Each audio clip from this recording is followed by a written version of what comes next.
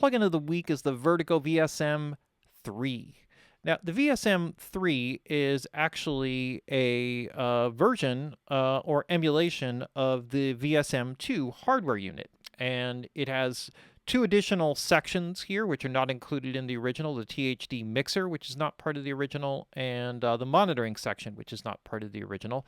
In its place is an insert. But effectively, what we have with this unit is a distortion unit, right? This is what we're really looking at here. So we have an input gain stage on the far left with some metering here. We have a global system in and out switch, so this just takes the whole unit in and out. And then what we have is a second harmonic FET crusher in terms of overdrive. So what we have are two basic distortion, a second harmonic distortion and a third harmonic distortion, what they call the Zener bender. And then we have the FET crusher here as the second harmonic. We have a THD mixer in between that allows us to balance out the second and third harmonics. We could run this in parallel or serial. We'll talk a little bit about that.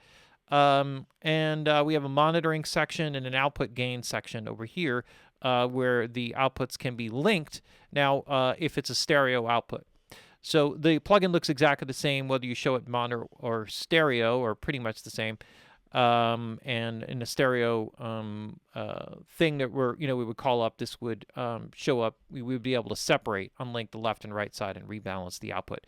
Now, this unit is used in mastering work, where it might be used in a more subtle way, but it also can be used in mixing. So I just wanted to demonstrate something where you could really hear the characteristics of it. So to demonstrate it maybe in a mastering session, might be a little bit more difficult to kind of bring across the true essence of what's going on. So I wanted to do something on a little bit more of a track-by-track mix basis. So what I want to do is I want to just start here with a simple bass, and then we'll kind of go through the individual sections.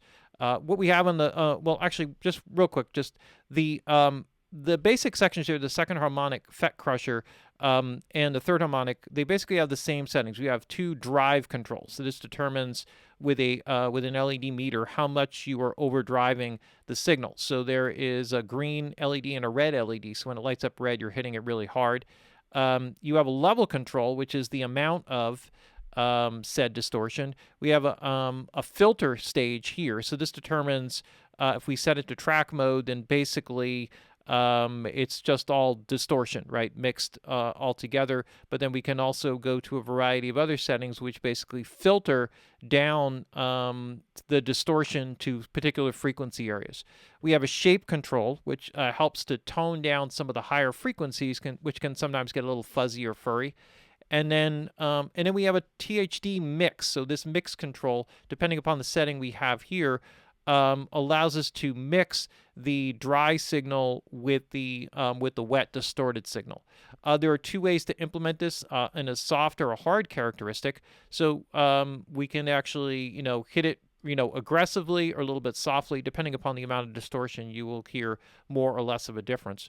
Now, when we run in parallel or serial, if we run in parallel, then the signal comes in and splits, goes to the harmonic FET crusher, and we have a gain control here for how much of that we're adding in. Same thing on this side. That would be the other stem. It would go into this, and we would have our balance control here, and then it would feed the output. So they're running in parallel. But we could also run them in serial. So the output of the second FET crusher is feeding the third harmonic Zener bender section. Now, when we operate it in parallel, then we can blend our percentage control between the second and third harmonic characteristics. So I can set it from there. If I run it in serial, then this doesn't do anything because one is feeding out to the other. So that's pretty much is what it is at that point. When we're monitoring with the system in, it's actually kind of cool because we can actually monitor the mid signal or the side signal if we're working in stereo. And there's also a distortion solo, which is really cool because we can monitor the second distortion, only the distortion, or only the third distortion if that's what we want, or we could just turn it off and we'll be monitoring the full signal. So let's start with the signal just straight out, now that we've kind of gone through the basic characteristics. And let's just kind of pick up a little...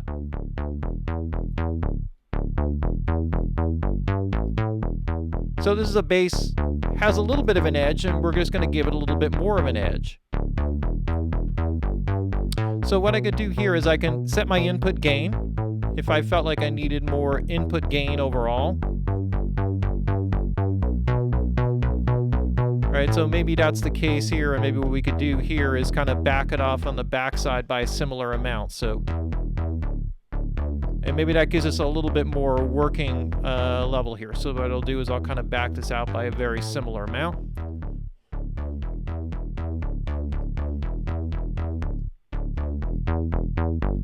And we can already hear. So now what I have here is I'm going to take this third harmonic out.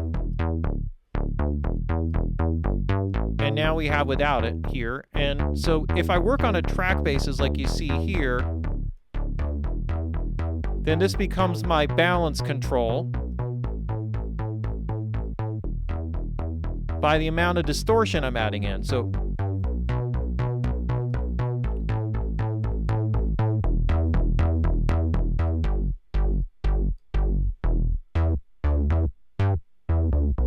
and this allows me to shape the output of that. Now in track control, actually, this does not do anything. So, sorry, a mistake in there for a second. But if I wanted to kind of focus in on a particular harmonic characteristic, then I could use this to blend it in and kind of work, like say I wanted to add some low end kind of distortion.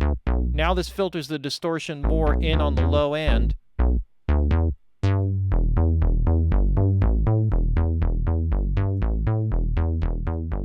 And now I can decide how much of that low-end distortion I want to add in. So this allows me to add in some thunder.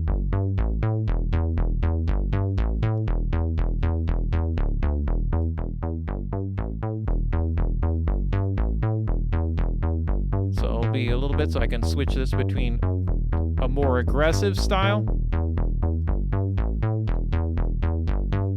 I like that a little bit better, although this difference would be subtle. Just so you can hear the difference, this would be the mid filter,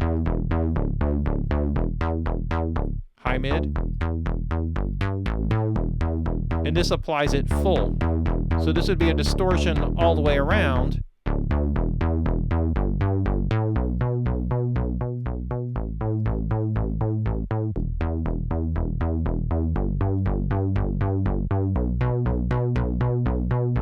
And this shaping is like really just kind of rolling off some higher frequencies. In this case, the soft is a little bit more open sounding.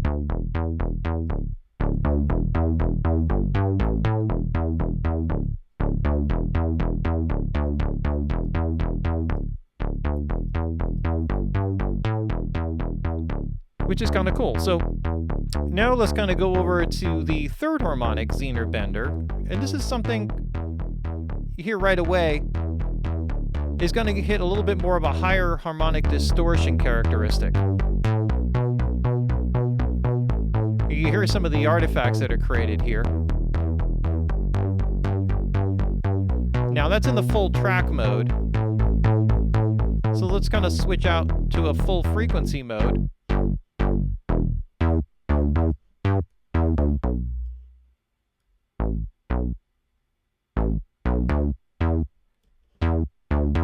Very different characteristic than what you have on the Effect Crusher.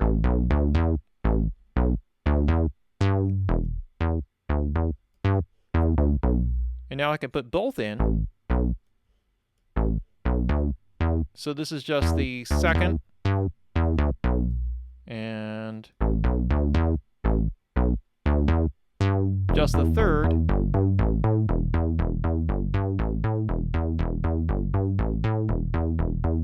And I can find a nice balance between the two.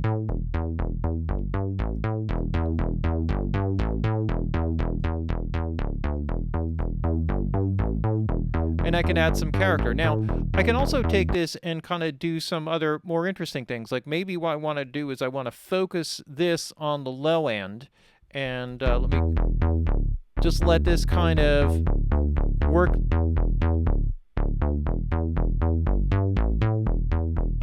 some of the low end distortion.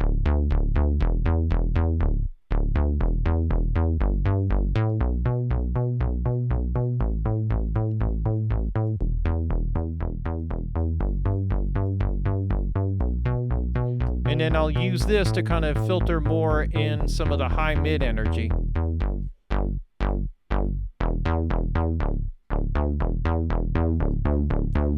maybe the mid-range energy.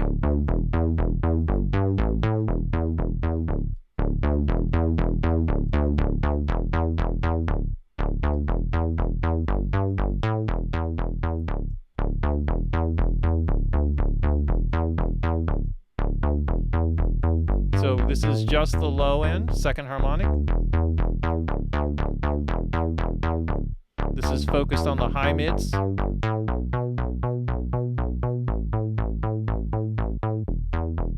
And I can mix more or less of these.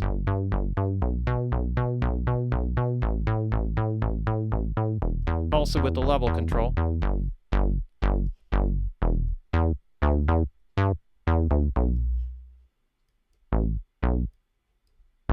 So let's listen to this now.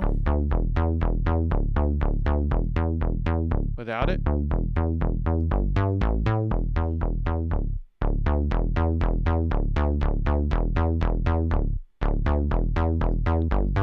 Again, hit this to make this drive a little bit more. It's not really driving a lot.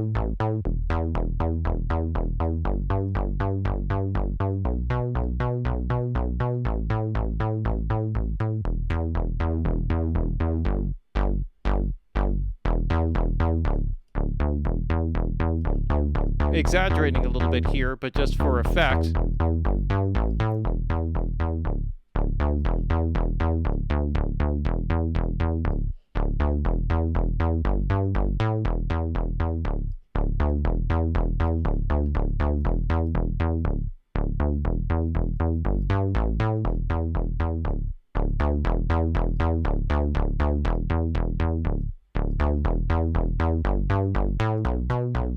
There we go, that's what I needed, was the hard style here. Just to make that a little bit more aggressive.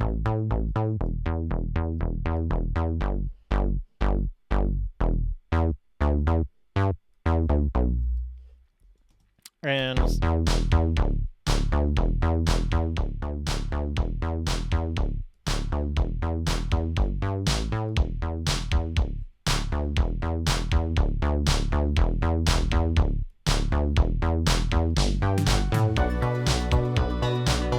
now, of course, this is, I've switched this completely out of balance with the rest of the tracks. So this gives you, anyway, a basic idea, just with a simple bass, like how you can shape all these different tonal characteristics with the distortion and kind of work with it. And it can be very subtle to extreme if you really start to dig into it a lot more. But working with these types of distortion characteristics is a big part of mastering work and today mixing work. It's really got a lot of range of control, which is really why, and accuracy, which is really why it can be used so well in mastering. A lot of, like, the real secret to a lot of mastering work is not so much in just simple frequency shaping, but it's more tonal shaping with distortion characteristics using high quality components.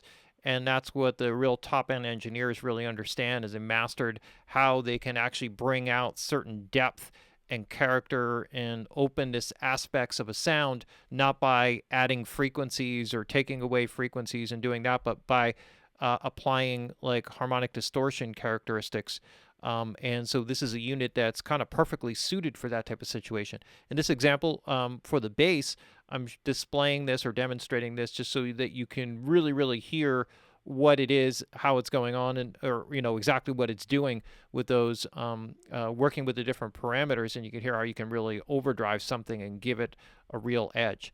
But it's a very cool unit, the VSM-3 by brainworx. This is an emulation of the Vertigo VSM-2 hardware unit, and a really cool plugin. And a relatively new one by Plugin Alliance. There you have it, brainworx Vertigo VSM-3.